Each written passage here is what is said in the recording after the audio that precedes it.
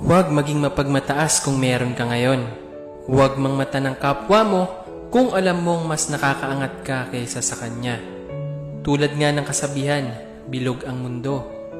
Hindi pare-pareho ang ikot nito. Baka pagising mo, ikaw na ang minamata ng tao. At lahat ng pinagyayabang mo ay biglang maglaho sa'yo. Walang permanente sa mundo, tandaan mo. Kahit ikaw pa ang pinakamayaman, pag tinamaan ka ng sakit, lahat yan mawawala sa'yo. Ugaliing maging mapagkumbaba, meron ka man o wala. Kasi pag nawala ka sa mundo, lahat ng yaman mo may iwan yan sa lupa.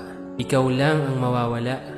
Pero yung kabutihang pinapakita mo sa kapwa mo, di yan mawawala. Bato-bato sa langit, ang tamaan, huwag magalit.